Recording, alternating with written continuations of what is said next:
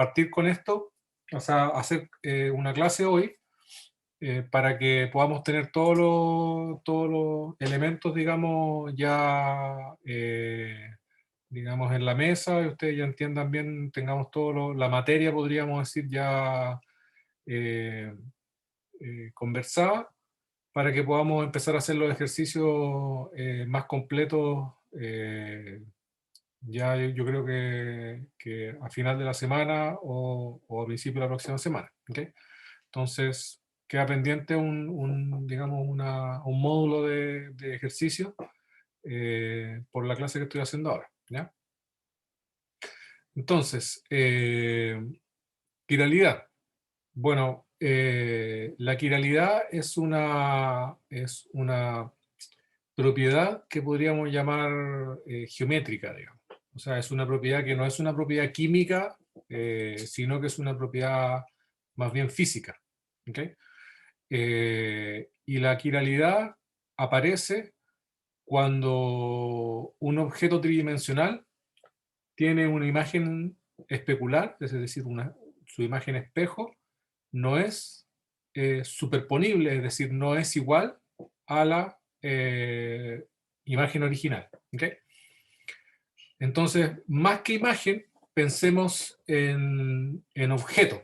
¿Ya? Digamos que yo tengo un objeto y yo genero otro objeto que es la imagen especular de este otro objeto. ¿Okay? Porque cuando hablamos de imágenes, tendemos a pensar en dos dimensiones solamente. Pensemos en objetos tridimensionales, ¿okay? Como una silla, por ejemplo. ¿Ya? Entonces yo tengo una silla, yo coloco, ¿no es cierto?, un espejo, pero un espejo imaginario, que transforma esa silla en la imagen especular de esa silla original. ¿Okay?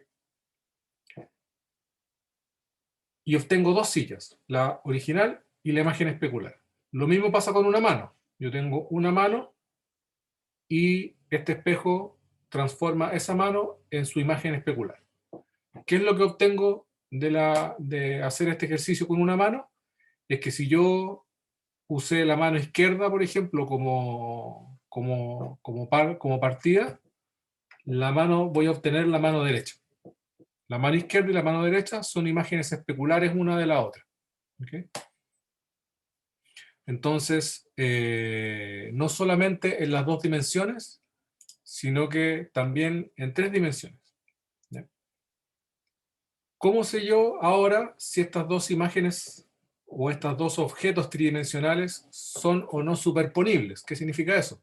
Significa que si yo tomo estos dos objetos tridimensionales e intento hacer que ocupen exactamente el mismo espacio, entonces lo que va a suceder es que esas dos, digamos, estructuras, si son superponibles, entonces yo puedo colocarla exactamente una encima de la otra o dentro de la otra y voy a obtener una sola de ellas. ¿Okay?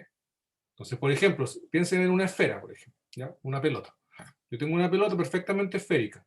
Yo hago la imagen especular de esa imagen perfectamente esférica y la trato de meter adentro de la otra esfera, ¿no es cierto? Y me voy a dar cuenta que esa esfera entra exactamente en el mismo espacio que la esfera original. Y lo que obtengo ahora es nuevamente una sola esfera. Eso significa que esos dos objetos son perfectamente superponibles uno en el otro. ¿Cuándo se produce el problema?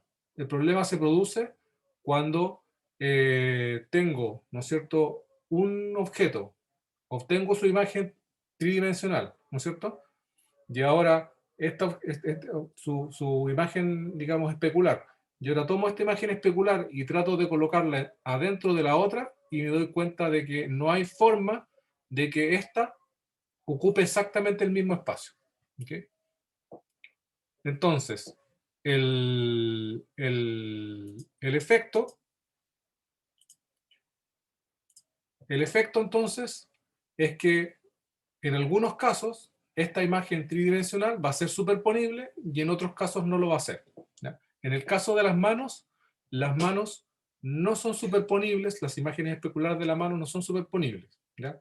En el caso de una silla, ¿no es cierto? La silla es perfectamente superponible, esa silla que está ahí en particular, es perfectamente superponible sobre su imagen especular. ¿Okay?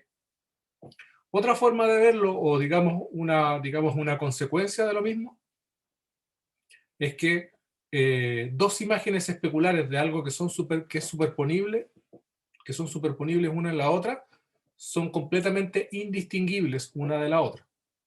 Es decir, si yo tomé una imagen, digamos, una imagen aquí, ¿no es cierto? Y obtengo la imagen especular de esta otra, de este objeto, ¿ok? Yo se los muestro, me los pongo por atrás y después se los vuelvo a mostrar, ¿no es cierto? Ustedes no tienen ninguna manera de cómo distinguir uno del otro. Es decir, como la imagen especular de la imagen original es superponible son superponibles entre ellas, entonces eso significa que son completamente idénticas. Y yo no puedo distinguir como la original o como su imagen especular. ¿Okay? Son como clones, podríamos decir. ¿Ya? Mientras que la imagen espejo, ¿okay? De una molécula que tiene quiralidad, es decir, que sus imágenes especulares no son superponibles, eso va a significar de que cuando si yo las tomo, ¿okay? Y las trato de identificar, yo voy a perfectamente poder identificar cuál es la primera y cuál es la segunda. ¿Okay? Un ejemplo medio tétrico sería que si ustedes encuentran, por ejemplo, una mano cortada en la calle, ustedes van a poder perfectamente saber si es una mano izquierda o una mano derecha. ¿Okay? Porque la mano izquierda es perfectamente distinguible de la mano derecha, aunque ambas sean imágenes especulares una de la otra. ¿Okay? Otro ejemplo interesante es que lo podemos visualizar en dos dimensiones incluso, ¿okay? Es el caso de las letras. ¿Ya? Entonces, por ejemplo, ahí dice, nombre 5 letras mayúsculas que son quirales y otras 5 que sean aquirales. Aquí estaríamos haciendo el ejercicio en dos dimensiones solamente, no pensando de que esto yo lo puedo dar vuelta o lo puedo girar en una dimensión, en una tercera dimensión. ¿Okay? Entonces, si ustedes colocan, por ejemplo, una A y dibujan su imagen especular, una A imprenta, digamos, se van a encontrar que aunque la A es exactamente igual que la primera y cuando yo las coloco una encima de la otra, me quedan iguales. Pero hay varias letras que no. Un ejemplo es la L, ¿no es cierto? ¿No es cierto? Cuando ustedes dibujan la L, la patita está hacia la derecha y cuando colocan la imagen especular, la patita les queda hacia la izquierda. Una B larga, por ejemplo, tiene una rayita aquí y tiene los dos globitos hacia un lado. La imagen especular va a tener los dos globitos al revés. Pero por otro lado tengo la O imprenta, que es perfectamente, ¿no es cierto?, aquiral, y tiene su imagen especular es idéntica a ella. ¿Okay? Y ese efecto nosotros lo podemos observar, por ejemplo, en las ambulancias. No sé si ustedes se han dado cuenta que cuando uno ve una ambulancia, las ambulancias dicen la palabra ambulancia en la parte frontal de la ambulancia, no dice ambulancia. O sea, dice ambulancia, pero dice ambulancia con las letras al revés. ¿Ya? El orden de las letras es el correcto, es el que leeríamos normalmente, pero algunas letras son imágenes especulares que se distinguen unas de las otras. ¿Okay? Entonces, cuando ustedes ven, van a ver que aparece la A correctamente, pero la B larga va a estar al revés, la U va a estar bien, la L va a estar al revés y así. ¿Okay? Entonces, eso sucede porque ese letrero de ambulancia está diseñado para que se vea desde el espejo retrovisor de los autos. Entonces, cuando uno escucha el ruido y uno mira por el espejo retrovisor, tiene que poder ver o leer la palabra ambulancia, pero leerla de forma, digamos, correcta. ¿Okay? Entonces, por eso que dan vuelta las letras para que cuando uno las vea por el espejo, las letras se vuelvan a dar vuelta y queden bien. ¿Okay? Entonces, raya para la suma, la quiralidad es una propiedad de los objetos tridimensionales y algunos objetos la tienen y otros no. ¿Ya? Si, para adentrarnos en, digamos, en el por qué podríamos, o cómo podemos predecir que algún objeto tridimensional va a tener o no va a tener quiralidad, esencialmente lo que sucede con la quiralidad es que los objetos tridimensionales que no tienen quiralidad normalmente tienen algún tipo de elemento de simetría. ¿Ya? Esa es la palabra técnica. ¿Qué significa eso? Significa que tienen algún plano o algún punto dentro de la molécula o del objeto tridimensional que los divide de manera de que estas dos, digamos, partes de la molécula que quedan en la división son iguales. ¿Ya? Si lo vemos en dos dimensiones, ¿no es cierto? O veámoslo en tres dimensiones, por ejemplo, en el caso de esta silla. Yo tengo esta silla, pero si yo hago el ejercicio mental de cortar la silla exactamente por la mitad, ¿okay? Me voy a dar cuenta que la mitad de la izquierda va a ser exactamente igual, va a ser la imagen especular, de hecho, del trozo de la derecha. ¿Ya? Cuando sucede eso, se dice que esta silla tiene un plano de simetría. ¿Ya? Y ese plano de simetría pasa exactamente por la mitad de la silla, lo cortas. Entonces, cuando yo tengo algo tridimensional y yo lo puedo cortar por la mitad y la mitad de un lado es la imagen especular de la otra mitad, entonces significa que esa figura tridimensional tiene un plano de simetría. Entonces, pensemos, por ejemplo, por los ejemplos que estábamos dando antes. Estábamos hablando, por ejemplo, de una esfera. Y nosotros dijimos, la esfera no es quiral, porque cuando yo trato de superponer la imagen especular de una esfera en su imagen original, me encuentro con que cabe exactamente. ¿Cierto? Pero también puedo hacer otro ejercicio, es decir, pero la esfera yo la puedo cortar exactamente por la mitad, y la mitad de la izquierda es la imagen especular de la mitad de la derecha. Eso significa que la esfera tiene no uno, sino que infinitos planos de simetría, porque yo puedo cortar la esfera en muchos lugares, pasando siempre por la mitad, y digamos, la figura tridimensional, al tener un plano de simetría, hace que sea imposible que tenga quiralidad. ¿Okay? Entonces, hay otros elementos de simetría de mayor nivel que no vamos a ver aquí, ¿no es cierto? Pero esa es la idea general. El plano de simetría probablemente es el más común de todos. ¿Ya? Si ustedes tratan de hacer eso con la mano, por ejemplo, se van a dar cuenta que no existe un plano de simetría. Es decir, no hay ningún lugar en la mano, no hay ninguna corte que yo pueda hacer que haga que la parte de un lado sea la imagen especular del otro lado. ¿Okay? Entonces, ¿qué consecuencia tiene esto? Pensémoslo en figuras geométricas y después pensémoslo a nivel de moléculas. La primera consecuencia es que, como lo habíamos dicho, al yo tener dos imágenes especulares que no son superponibles, estas son distinguibles. Y si son distinguibles, significa que yo puedo, ¿no es cierto?, decir, esta es una cosa, este es un elemento, y este otro es otro elemento diferente.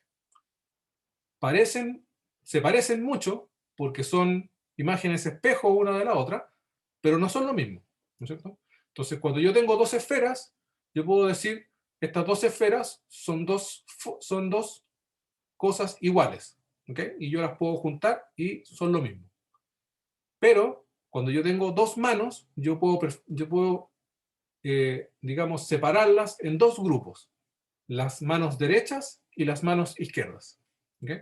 Por lo tanto, al haber esa separación, eso va a significar de que son elementos distintos, ¿no es cierto? Elementos geométricos distintos, y por lo tanto van a tener probablemente propiedades distintas también.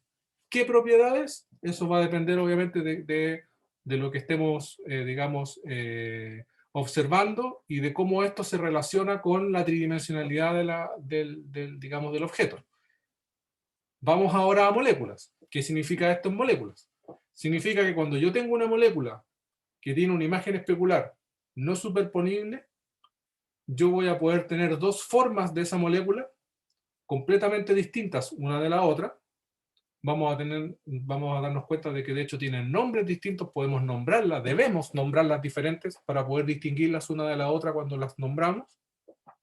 Van a tener nombres diferentes y van a tener algunas propiedades distintas y muchas otras propiedades iguales. ¿Okay? Algunas propiedades, la gran mayoría de ellas, no dependen de la tridimensionalidad de la molécula al nivel de distinguirla una de la otra. ¿Okay? Por ejemplo, pueden tener puntos de fusión idénticos, puntos de ebullición idénticos, pueden tener colores iguales, pueden tener muchas propiedades muy parecidas.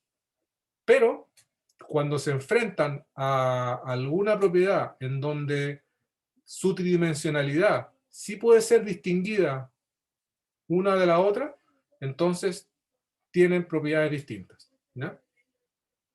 Vamos a ir conversando un poco de eso más adelante, pero digamos, los enantiómeros, que es como se llaman a estos dos formas, imágenes especulares no superponibles en moléculas, ¿no es cierto?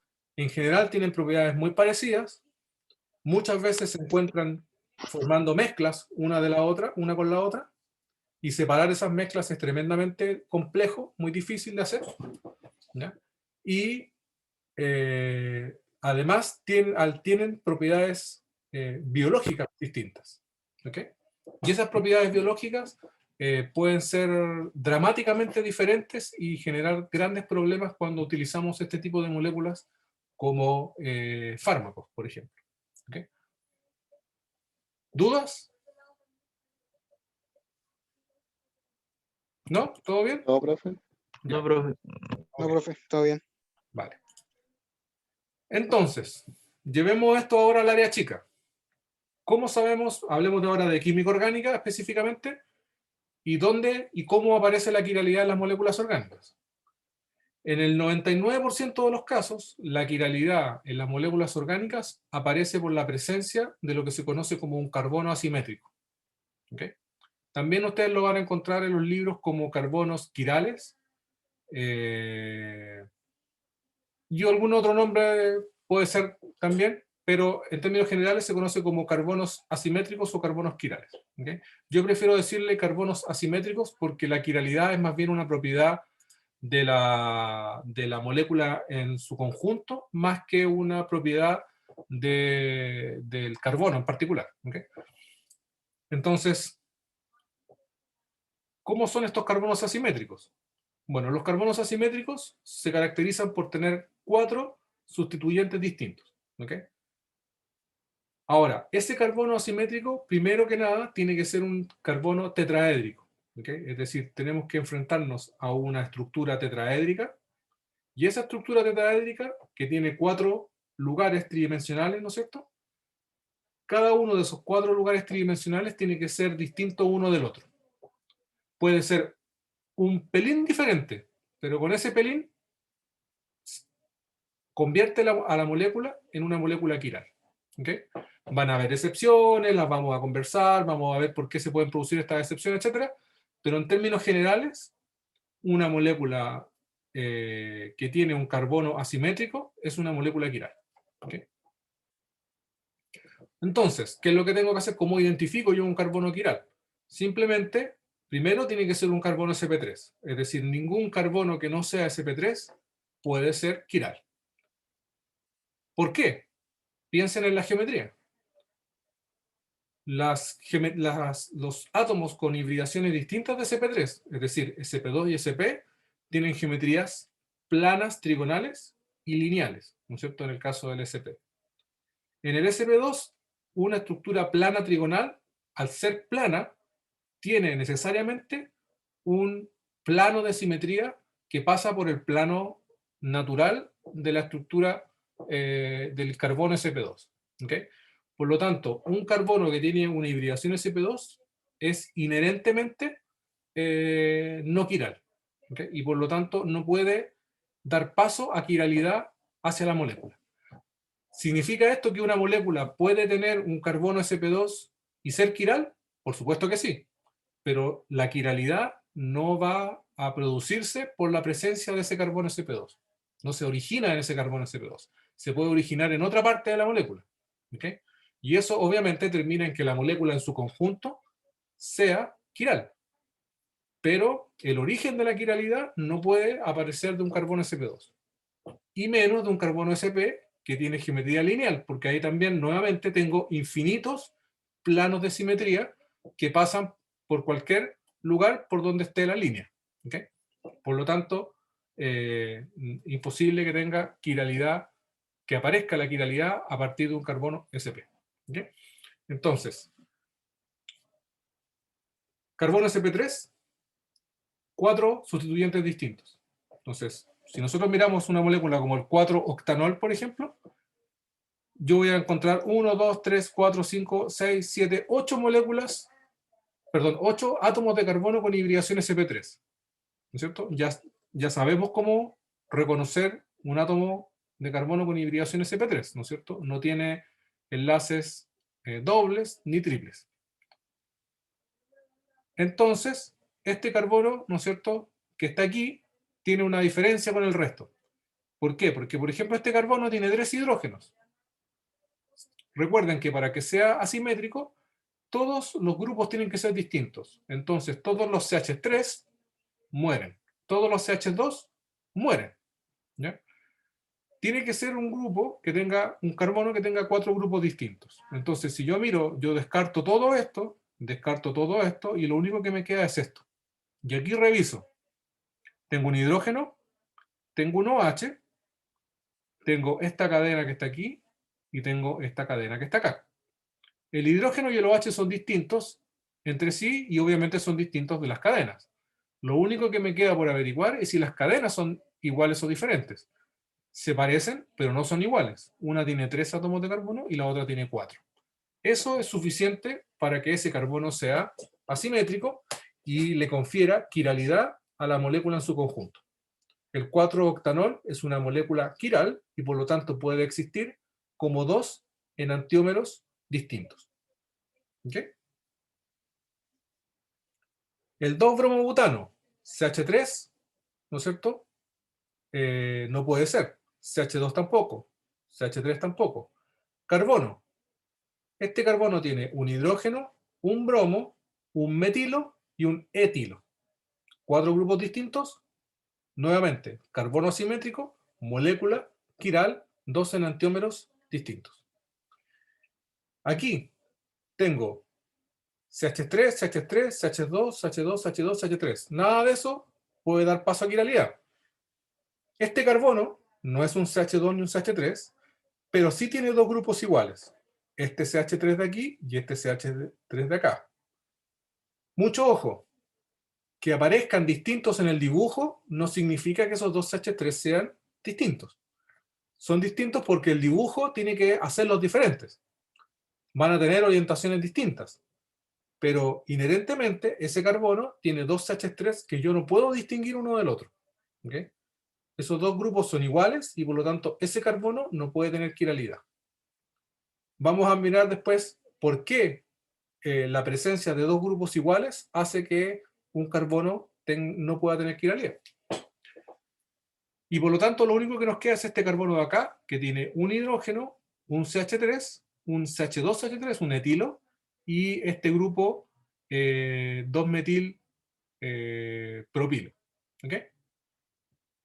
O isobutilo. Entonces, pudimos ver que cada una de estas moléculas tiene un carbono asimétrico, la molécula es quiral, y pueden, cada una de ellas, o sea, no pueden, pueden existir como 2 enantiómeros distintos. ¿Ok? Y van a existir como 2 enantiómeros distintos. ¿Dudas hasta ahora? ¿No? Vamos a ir avanzando y ejercitemos un poquito. Este es el 1, 2, 3, 4. 1, 2, 3, 4, o sea, es un butano que tiene un cloro en el carbono 2, es el 2-cloro-butano. ¿Cuál de estos carbonos, el 1, el 2, el 3 o el 4, es un carbono asimétrico? El 2. El 2, ¿no es cierto? Este carbono de aquí. Hidrógeno, metilo, etilo, cloro. Continuemos. Este es el 2-metilbutano. ¿El 2-metilbutano tiene algún carbono asimétrico? No. No. Descartando CH3 y CH2, solamente me queda este carbono, y este carbono tiene 2 CH3. No tiene carbonos asimétricos, esa molécula no es quiral. Por lo tanto, no tiene enantiómeros. ¿Ya? Y este de aquí, 1, 2, 3, 4, 5, 6, sería el 3-metil, el 3-bromo-3-metil hexano. ¿Tiene algún carbono asimétrico?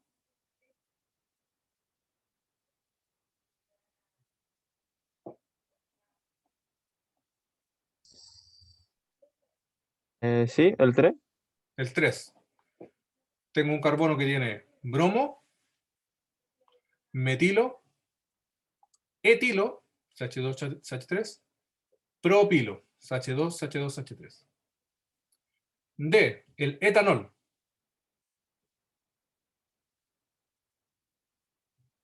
¿Tiene quiralidad? ¿Tiene algún carbono asimétrico?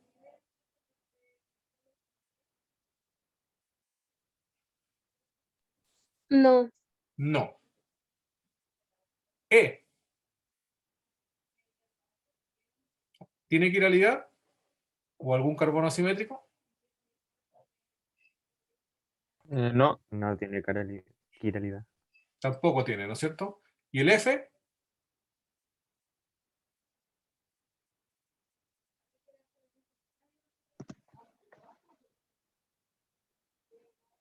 Sí tiene. Sí, ¿cuál carbono sería si lo numeramos de aquí para allá? 1, 2, El 3, 2. 4. El 3, ¿o no? El 3. 1, 2, 3. Este carbono tiene hidrógeno, amina, CH3 y tiene este grupo, ¿no es cierto?, etileno, podríamos decir. ¿Okay? Ahora, esta forma que estamos viendo aquí de ver las moléculas es la peor forma que hay para poder ver este tipo de cosas. ¿Ya?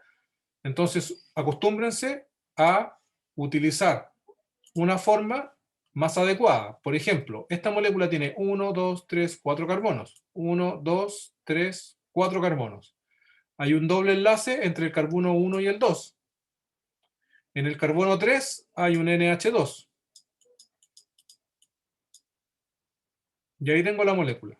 Y aquí puedo ver claramente, estos son carbonos sp2, este es un CH3, pero aquí yo tengo un hidrógeno que no veo, hidrógeno, amina, CH3 y esto. Esto que acabo de hacer yo de aquí a acá es algo que todos tienen que poder hacer a esta altura. ¿Ok? Cualquier molécula, están los capítulos de los libros también en el sitio, pueden buscar, cualquier molécula que ustedes vean dibujada de una manera así, ustedes tienen que ser capaces de poder llevarla a esta nomenclatura. ¿Ok? Esta nomenclatura es una nomenclatura muy mala, que de hecho ustedes no van a utilizar nunca al expresar moléculas orgánicas. La van a encontrar solamente en algunos libros de docencia y cosas así, pero yo creo que es como un reminente de cuando esto se tenía que imprimir a mano, o sea, digamos, se escribía en computadora así, CH3, CH2. ¿Ya? Así que traten de siempre llevar las moléculas a esta forma. ¿Ok? Vale. Biología, moléculas biológicas. Esa es una tetraciclina. ¿Ya? Las tetraciclinas son moléculas, metabolitos secundarios característicos de unos hongos del género que se llama Streptomyces. ¿Okay? Y estas moléculas tienen propiedades antibióticas. ¿Okay? De aquí aparecen una serie de antibióticos que hoy en día ya no se utilizan en humanos, se utilizan mayormente a nivel veterinario, pero que en su momento fueron los mejores antibióticos que teníamos para los humanos. Aquí está la clorotetraciclina, la oxitetraciclina, etcétera, etcétera. Una serie de derivados, algunos naturales y otros derivados no naturales, ¿okay? Derivados sintéticos. ¿Okay? Entonces, estos son compuestos que se generan de forma natural a través de rutas biosintéticas dentro de organismos vivos. ¿Okay? Son moléculas complejas y muchas de ellas, y nos vamos a encontrar muy seguido con eso, muchas de ellas tienen carbonos asimétricos. ¿Okay? Entonces, pregunta aquí, ¿cuál de todos esos carbonos que están ahí son asimétricos y cuáles no? Vamos a ir dándole la vuelta a la molécula, ¿ya? Vamos a partir por aquí. Primero, darse cuenta que tengo que descartar cualquier carbono que no tenga hibridación sp3. Entonces, por ejemplo, cuando yo tengo un sistema aromático, un anillo aromático como este que está aquí, que es un benceno, ¿no es cierto? El benceno tiene puros carbonos sp2. Y cada uno de estos carbonos sp2, ¿no es cierto?, tiene una geometría plana trigonal y por lo tanto no pueden ser carbonos asimétricos. Ni este, ni este, ni este, ni este, ni este, ninguno de los que es parte de ese ciclo. ¿Okay? Cuando continúo, me encuentro con este carbono que está marcado con el número 6. Este carbono con el número 6 tiene un grupo OH, un grupo metilo, y aquí es donde viene un poco la parte ambigua, donde uno se puede confundir, está unido esencialmente a la misma molécula, pero por dos partes distintas. Por un lado está unido a este lado de aquí, la parte aromática podríamos decir, y por este otro lado está unido este carbono 7 que también es parte de la misma molécula. Estas dos cosas después se juntan aquí abajo. ¿Las considero lo mismo o las considero como cosas distintas? La respuesta es, son distintas. Porque ustedes tienen que ponerse en el lugar de este carbono de aquí. Cuando ustedes miran para acá, lo que ustedes ven aquí es completamente distinto a lo que ustedes ven acá. ¿Okay? Ustedes para acá van a ver un carbono sp2 que tiene una serie de otros grupos sp2, ¿no es cierto? O sea, lo que ustedes deberían ver si están parados aquí es un sistema aromático con electrones pi dando vuelta, etc. Y lo que ustedes ven hacia el otro lado es completamente distinto. Es otro carbono sp3, ¿no es cierto?, que tiene otro carbono sp3 más allá, y etcétera, etcétera. O sea, este bosquecito que vemos para acá es completamente distinto a este llanura que vemos al lado de acá. ¿Okay? Los dos grupos son distintos. La única manera que dos lados de un ciclo sean iguales es que los dos lados, cuando yo los voy escaneando, podríamos decir, no presentan ninguna, pero ninguna diferencia entre uno y otro. Ejemplo, voy a poner un ejemplo aquí. Digamos que tengo un ciclo hexano. Ahí, ¿ya? No pesquen ese de ahí. Y yo coloco aquí lo mismo que está acá. OH, metilo. ¿Ya? Lo mismo. Pero ahora, esto que está aquí, ¿no es cierto?, no tiene nada de las sustituciones que están acá. Cuando yo me voy por aquí, me encuentro con un carbono sp3 que tiene dos hidrógenos y continúa con el ciclo para allá. Cuando me voy por acá, me encuentro exactamente con lo mismo. Continúo exactamente lo mismo. Hasta que llega un punto en donde me encuentro con el otro lado. Si eso es así, y en ningún punto hubo ninguna diferencia, entonces ahí yo puedo decir que esto de aquí es equivalente a esto de acá. Y ahí, ese carbono de ahí no es quiral. ¿Okay? Pero eso no es lo que sucede acá. Cuando yo me voy por aquí, ya encuentro rápidamente un punto de diferencia entre un lado y el otro. Y por lo tanto, estos dos lados los considero distintos. Este carbono es asimétrico. Yo les voy a ir preguntando a ver qué me dicen ustedes. Por ejemplo, el carbono 3, ¿es asimétrico o no es asimétrico?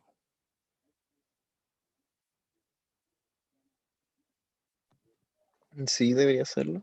Sí, ¿no es cierto? ¿Qué es lo que tiene Sí. este carbono 3? Tiene un hidrógeno que no estoy viendo, recuerden.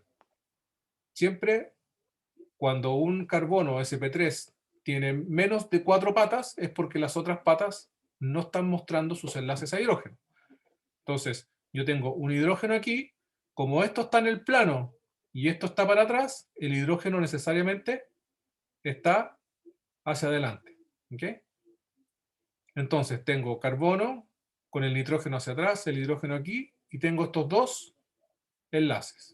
Por este lado, me encuentro con este lado de la molécula, que es completamente diferente a este lado de la molécula de acá.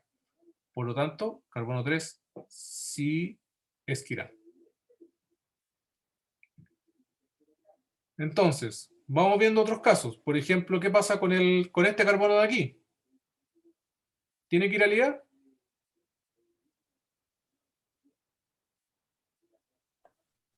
No. No. El 4. ¿Tiene quiralidad?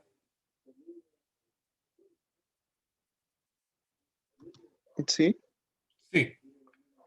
Aquí se me da, ya antes tenía 2 enlaces a ciclo, ahora tengo 3 enlaces a ciclo. Tengo este de aquí y este de acá. Pero cuando yo me voy por aquí, es completamente distinto a lo que sucede cuando me voy por acá, y ambas son completamente distintos también a si me voy por aquí. Los 3 son lados distintos, y por lo tanto, no hay quiralidad en ese centro. O sea, perdón, hay quiralidad en ese centro. Entonces llevamos el 6, el 4, el 3. El 9, El 9 no debería ser. no debería ser. Tengo un hidrógeno y nuevamente tengo 3 grupos a ciclo. Este grupo de aquí va a un CH2 y no sé qué. Este grupo de acá tiene un nitrógeno. Y este grupo de acá tiene un OH. O sea, los 3 grupos son distintos, completamente distintos. Así que sí tiene. Vale. ¿Ya? Gracias, profe. ¿Y el 8?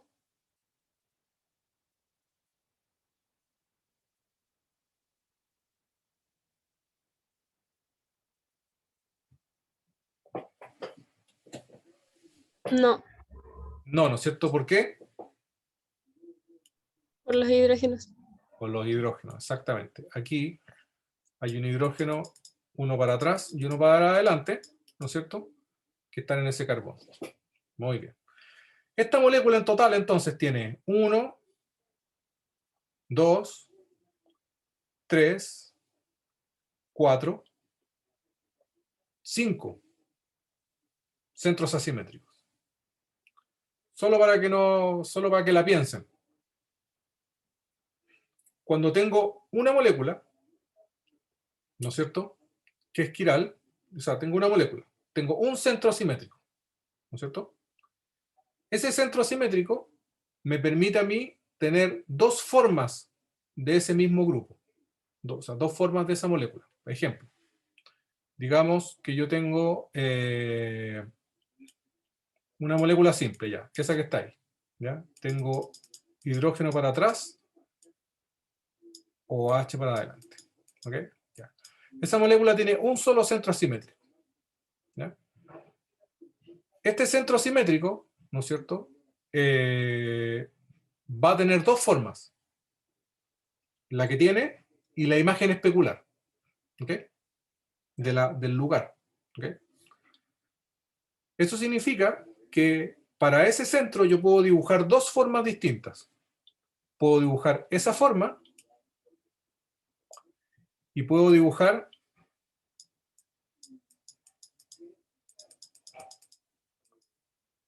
perdón, me equivoqué. Este es hidrógeno. ¿Ya? Hidrógeno. Y este es OH. Porque si no estoy dibujando lo mismo. ¿Ya? Es decir, hay una forma en donde el OH está hacia adelante y el hidrógeno está hacia atrás, y otra forma en donde el OH está hacia atrás y el hidrógeno está hacia adelante. ¿Okay? Los otros 2 grupos los mantengo ahí mismo. Nos vamos a dar cuenta de que ese es un truco para yo poder invertir lo que se conoce como la configuración de ese grupo. ¿Okay? Entonces, cada centro asimétrico tiene la posibilidad de tener 2 configuraciones. ¿Okay? Si una molécula tiene un solo grupo, va a tener dos configuraciones posibles. Y por lo tanto voy a tener dos posibles formas de dibujar esa molécula. ¿Ya? Piensen ahora en una molécula que tiene dos centros asimétricos, cada uno con la posibilidad de tener su propia configuración. ¿Cuántas formas de esa molécula yo puedo tener?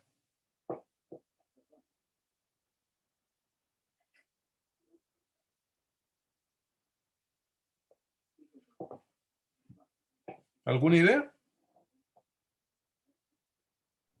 4. 4.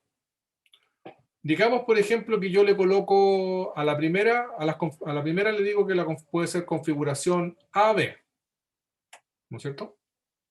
Y la otra puede tener configuración 1 y 2. ¿Qué significa eso? Significa que yo voy a tener 4 combinaciones de esas dos configuraciones por cada lado. Entonces yo voy a poder tener la A1, puedo tener la A2, es decir, la misma configuración aquí, pero la distinta en el otro centro, o puedo tener la B1 o la B2, y ahí completo 4. Es decir, en la Profe, práctica estoy haciendo combinaciones, ¿sí? entonces la tetraciclina podría tener 16 combinaciones distintas. Lo que tienes que hacer aquí, para que veamos, porque claro, tengo 2, después tengo 4, lo que voy haciendo en la práctica es ir haciendo un tema estadístico. Entonces lo que yo hago, o sea, de probabilidad. Entonces lo que yo hago es decir, ¿cuántas posibilidades tengo? 2. Y tengo 2 por cada una. Entonces la función matemática que uno tiene que utilizar ahí es 2 a la n. Entonces tengo 2 opciones a la n veces que tenga ese número de opciones. Entonces si tengo 2 centros, voy a tener 2 a la 2, 4. Si tengo 3 centros, voy a tener 2 a la 3. 2 por 2, 4, por 2, 8. ¿No es cierto? Entonces, en la tetraciclina tengo 1, 2, 3, 4, 5. Tengo 2 a la 5. ¿Cuánto es 2 a la 5? 32. 32. Es decir, yo puedo hacer 32 combinaciones distintas de esta tetraciclina que serían siendo tetraciclina, podríamos decir. Solamente que una sería la tetraciclina 1A, B, Z, no sé qué, no sé cuánto, y la otra sería tetraciclina 2, 3, 5, ¿entienden? Es decir, tendríamos que colocarle pequeños patentes a cada una para decir es la tetraciclina, pero que tiene una pata más, una para arriba y otra para abajo, esta está para allá, esta está para acá. Tengo que hacer algún tipo de nomenclatura que me permita a mí indicar cómo va cada uno de estos grupos en un nombre. ¿Ok? Pero no perdamos digamos, el aspecto biológico. ¿Cuántas de estas posibles 32 tetraciclinas creen ustedes que genera los hongos del género Streptomyces?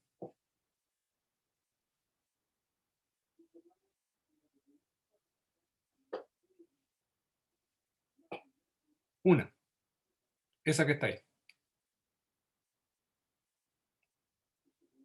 ¿Ya? ¿Qué significa eso? Significa que cuando la maquinaria molecular que prepara esta estructura, que sintetiza esta estructura a nivel biológico, lo hace con lo que se conoce como estereoespecificidad. Es decir, cada uno de esos centros, cuando se prepara exactamente en la orientación que ustedes ven ahí. Y no un poco por un lado y un poco para el otro, no. Siempre cada una de estas tiene una orientación y esa orientación se va dando exactamente así. ¿Okay? Y un poco relacionado con lo que yo les decía antes, cada vez que yo cambio una de estas orientaciones, voy a generar un cambio a nivel biológico. Y ahora les explico por qué. La gran mayoría de la actividad biológica de las moléculas pequeñas sobre sistemas biológicos se da porque estas moléculas pequeñas interactúan con macromoléculas biológicas dentro de los sistemas vivos. Más específicamente, en la gran mayoría de los casos, proteínas. ¿Okay? Las proteínas, ustedes ya sabrán, son moléculas que esencialmente hacen catálisis o son receptores también dentro de la maquinaria molecular de las células. ¿Okay? Esta catálisis se genera por un lugar que se llama sitio activo, y este lugar tiene una forma tridimensional. ¿Okay? Las moléculas entran a este sitio activo y el sitio activo cataliza una reacción en base a los diferentes residuos que tiene la proteína en ese lugar. Por ejemplo, le entrega carga positiva por aquí, carga negativa por acá, y eso hace que una cierta reacción sea más fácil de hacer que si la hiciéramos al aire libre, podríamos decir, ¿okay? En el espacio tridimensional. ¿Okay? Y eso genera una catálisis. Eso podríamos decir que es como un resumen, ¿no es cierto?, de enzimología 1 y 2. ¿Okay? Entonces, ¿qué es lo que hacen muchas de estas moléculas?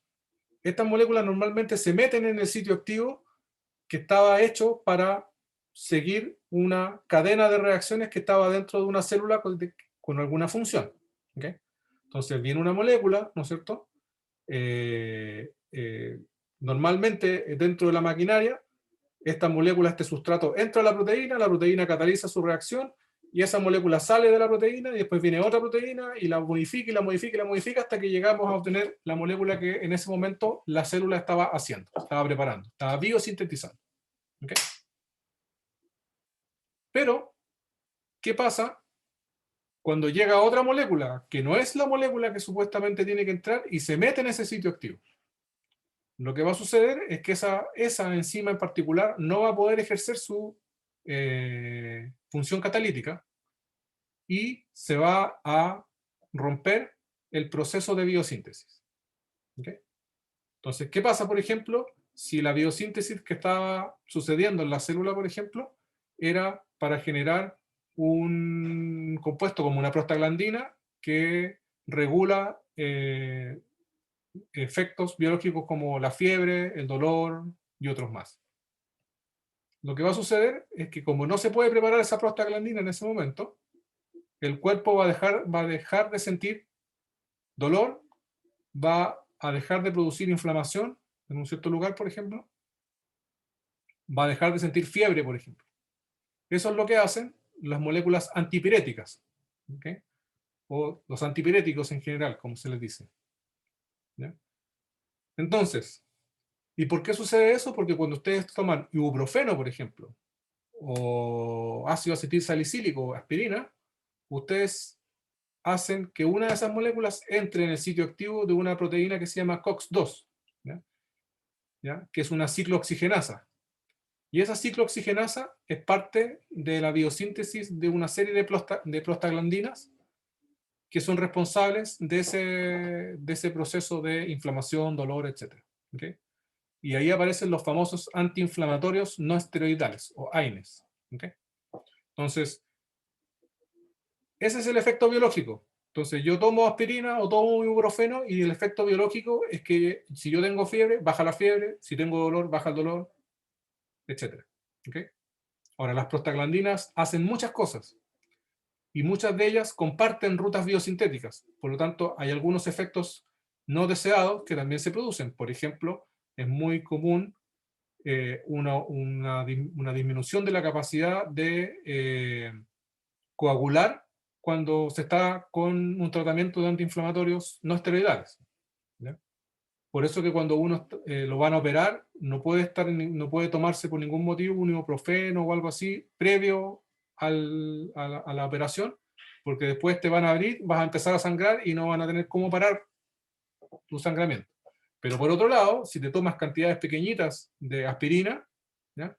Disminuyes la posibilidad de que se formen coágulos de forma, digamos, aleatoria en personas que tienen, digamos, mal ese balance, y que generan coágulos, como por ejemplo la gente que tiene problemas de coagulación, y que les recetan una cardioaspirina, la famosa cardioaspirina. La cardioaspirina no es más que aspirina, pero en una dosis muy chiquitita que disminuye la coagulación y hace que haya una disminución de la cantidad de coágulos que pueden estar dando vuelta y disminuye el riesgo de accidentes cerebrovasculares, por ejemplo. ¿Okay? Entonces, si pensamos eso de esa manera, ¿por qué una molécula quiral o dos enantiómeros o dos formas de una molécula quiral pudiesen no tener la misma propiedad biológica? Y la razón la podemos ver cuando miramos a las proteínas más de cerca. Las proteínas son polímeros de unos monómeros que se llaman ácidos. ¿Cómo se llaman? ¿Cómo se llaman los componentes de las proteínas? ¿Quién se acuerda? Eso como de primero medio. Si es que- Aminoácidos. Aminoácidos. Esas palabras ya deberían resonar distinto ahora que ustedes están sabiendo química orgánica, ¿no es cierto? Son aminoácidos, son moléculas que tienen una estructura ácido y una estructura amino. El ácido viene de un ácido carboxílico. Nosotros ya conocemos los ácidos carboxílicos. Eso es un ácido carboxílico. Más específicamente, el nombre un poquito más completo son alfa aminoácidos. Y los alfa aminoácidos son porque son ácidos carboxílicos que tienen un grupo amino en el carbono alfa. El carbono alfa es el carbono que está justo al lado del carbono de un ácido carboxílico. Todos los carbonos al lado de un ácido carboxílico se llaman alfa. Y aquí los aminoácidos se distinguen porque tienen grupos distintos. ¿Ya? Una alanina tiene un grupo, una cisteína tiene otro grupo, etcétera, etcétera. ¿Okay? Aquí hay un hidrógeno que nunca nadie pesca. Pregunta. Este aminoácido que yo dibujé aquí, exceptuando cuando R es igual a hidrógeno, ¿es o no es quiral? Sí lo es. ¿Sí, no es cierto? Porque este carbono, precisamente el carbono alfa, es un carbono asimétrico. Tengo un carbono que tiene un grupo amino, que tiene un grupo R, pensemos una CH3, y tiene el grupo carboxilo y el hidrógeno. Es decir, tengo 4 grupos distintos. Este carbono es un carbono quiral y por lo tanto el aminoácido es quiral. ¿Qué pasa ahora si yo junto un aminoácido quiral con otro aminoácido quiral, con otro, y tengo una proteína que tiene, por ejemplo, 500 residuos distintos, es decir, 500 aminoácidos uno detrás del otro, formando un polímero? Como cada uno de esos bloques individuales es quiral, necesariamente la estructura tridimensional también es quiral. Y cuando yo la enrollo de la manera que la enrolle, la forma tridimensional que va a tomar va a ser necesariamente quiral. Y muy probablemente el espacio, ¿no es cierto?, el lugar de catálisis, el sitio activo, va a tener un espacio tridimensionalmente quiral. Es decir, el espacio adentro va a ser distinto en diferentes orientaciones en el espacio. Piensen esto como si fuese un guante de arquero o un guante de moto o algo así. ¿Ya? Cuando ustedes toman uno de esos guantes, hay un guante que es de la mano derecha y hay otro guante que es de la mano izquierda. ¿Ya? Entonces, y ustedes saben perfectamente porque el dorso es distinto de la palma, ¿no es cierto?, del guante. Entonces, la mano derecha entra bien en un lado y en el otro lado la mano izquierda no entra bien en ese guante, pero entra bien en el otro. Y estos guantes son imágenes especulares una de la otra, de la misma manera como las manos son imágenes especulares una de la otra. Entonces, ¿qué sucede? Una molécula, ¿no es cierto?, que tiene quiralidad, y yo tengo una forma o varias formas, nos vamos a dar cuenta que cuando tenemos varios centros, no podemos tener varios enantiómeros, pero sí podemos tener varias formas, vamos a distinguir eso después. Algunas de esas formas van a entrar mejor en ese sitio activo que otras formas. ¿Okay? Entonces, probablemente esta tetraciclina que está aquí es la que tiene un buen, digamos, una buena propiedad biológica, y a lo mejor si yo cambio este OH al revés, ya no va a tener esa propiedad biológica, porque a lo mejor la enzima en donde tenía esa propiedad biológica ya no engancha bien, porque justo para ese lado había un residuo X que captaba este OH y se enganchaba, etc. ¿Por qué? Porque esta mano puede que no le haga bien al guante. ¿Ok? Entonces, y eso ustedes lo van a poder ver a muchos niveles distintos, en la vida, incluso en la vida cotidiana. Por ejemplo, si ustedes, el omeprazol, ¿conocen el omeprazol? Para, digamos, un protector estomacal, intestinal. Existe uno de esos omeprazoles que se llama esomeprazol. El esomeprazol es uno de los 2 enantiómeros del omeprazol. ¿Por qué? Porque el omeprazol en realidad es la mezcla de los 2 enantiómeros del omeprazol. Pero uno de esos enantiómeros es considerablemente más potente que el otro. Entonces, cuando ustedes toman el enantiómero que sí tiene más actividad biológica, evitan tener efectos secundarios que pueden ser generados por el otro enantiómero, o tener que tomar más dosis de la que realmente necesitan. Entonces ustedes pueden tomarse un omeprazol de 10 miligramos o pueden tomarse un esomeprazol de 5 miligramos. Y el efecto biológico es muy parecido. Otro ejemplo, que es el ejemplo que ustedes van a encontrar en todos lados, si buscan quiralidad en internet y todo, probablemente el ejemplo más conocido y ampliamente estudiado es el de la talidomida, ¿ya? La talidomida era un antiemético, era una molécula que se utilizaba, una sustancia que se utilizaba para controlar las náuseas del primer trimestre del embarazo, y que se fabricó y comercializó a mediados del siglo pasado, ¿ya? Alrededor de los años 50. Muy específicamente en Europa, ¿ok? Que es donde estaba la gran industria, digamos, de esto. La gran industria química y digamos, de fármacos y todo. Y esta molécula, la talidomida, se empezó a utilizar y era maravillosa. O sea, eliminaba todos los náuseas matutinas, no había nada de nada. Súper bien. Pero con el tiempo se empezaron a dar cuenta que empezaron a aumentar los casos de niños que nacían con malformaciones, y eran malformaciones bastante severas. La más típica eran niños sin extremidades, sin brazos ni piernas, ¿okay? O muy disminuidos. Y cuando se empezó a estudiar por qué se estaba dando este aumento, se empezaron a dar cuenta que estaba muy relacionado con la toma de ese fármaco durante el primer trimestre del embarazo. El primer trimestre del embarazo es el más complejo desde ese punto de vista, porque es donde se está, ¿no es cierto?, generando la parte más importante, donde se están, digamos, copiando las informaciones más importantes que después van a llevar a la fabricación completa, podríamos decir, del bebé. ¿Okay? Entonces, problemas de copia de ADN en esa primera parte generan estragos más adelante. ¿Okay? Es por eso que también otros tipos de infecciones o de problemas en el primer trimestre normalmente terminan en un aborto, probablemente, ¿ya?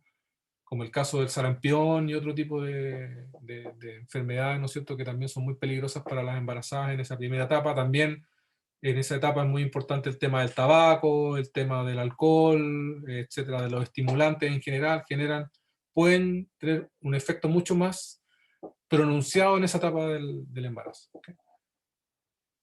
Y cuando se estudió todo esto, se dieron cuenta de que la talidomida era una mezcla racémica, que se llama. Es decir, era una mezcla de los 2 posibles enantiómeros de la molécula. Entonces, recuerden, una molécula quiral siempre tiene la posibilidad de tener 2 enantiómeros. Ambos imágenes especulares no superponibles uno del otro. Y estudiando se dieron cuenta de que uno de los enantiómeros tenía la propiedad biológica deseada, pero el otro enantiómero, podríamos decir el hermano malo, era el que tenía las propiedades teratogénicas y el que generó el desastre. ¿Okay? Obviamente se prohibió el uso de la talidomida.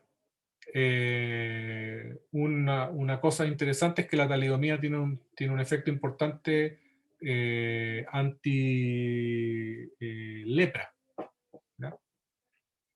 Se puede utilizar en leprosos, ¿okay? Que no estén embarazados en el primer trimestre. ¿Okay?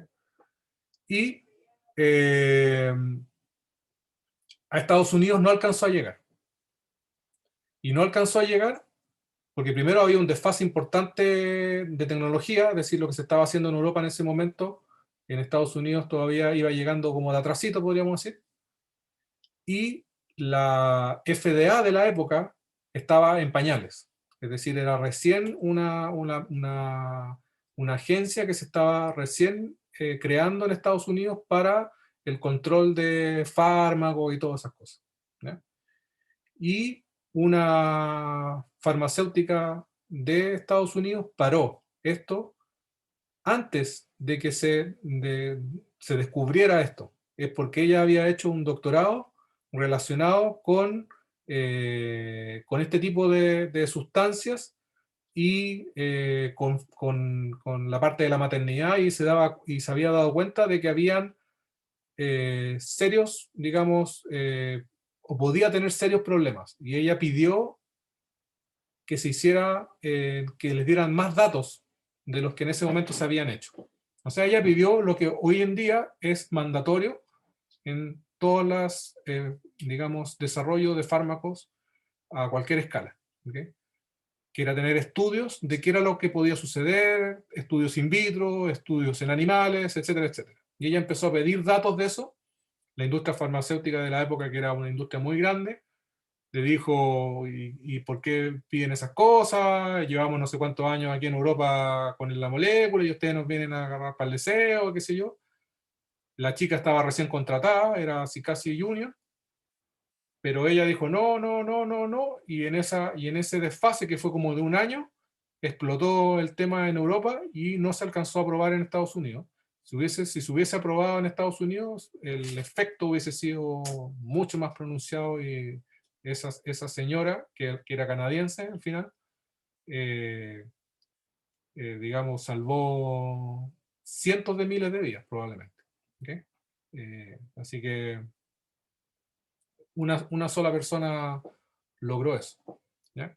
Entonces, desde ese momento se hizo regla en la industria farmacéutica que todos los fármacos que eran enantiómeros, es decir, fármacos quirales, tenían que ser separados en ambos enantiómeros y tenían que ser procesados y probados en todas las escalas, en todas las etapas del proceso digamos, de prueba de un fármaco por separado. ¿Okay? Entonces, en la práctica, ¿eso qué significaba? Significaba que hoy en día para la industria farmacéutica es más fácil y es más barato, digamos, en vez de hacer el doble de pruebas clínicas, identificar cuál es el enantiómero que tiene el mayor efecto biológico y solamente probar ese y comercializar ese y no comercializar el otro.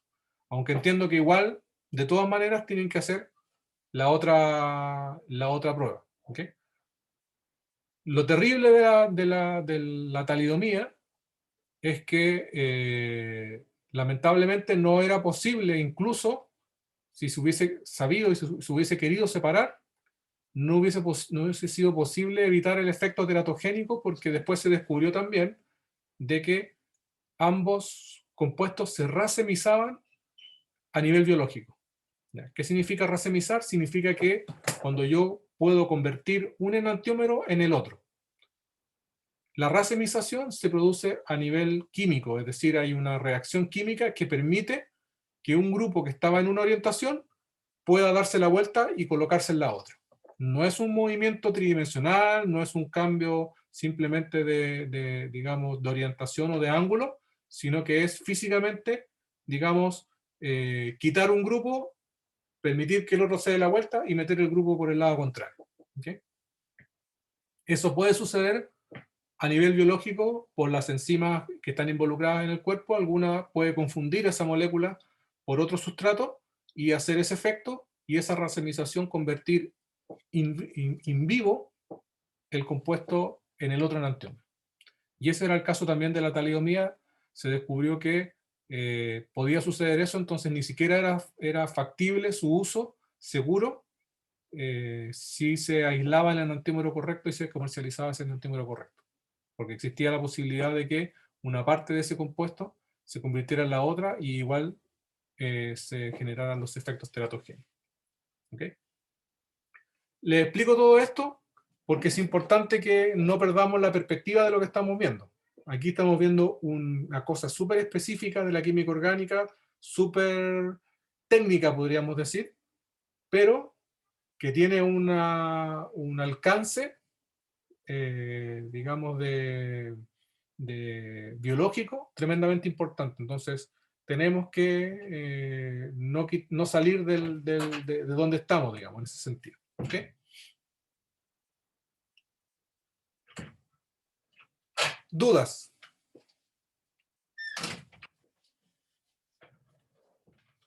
Lo vamos a dejar hasta aquí. Yo sé que esto es como, como un tremendo paquete de información que les acabo de dar.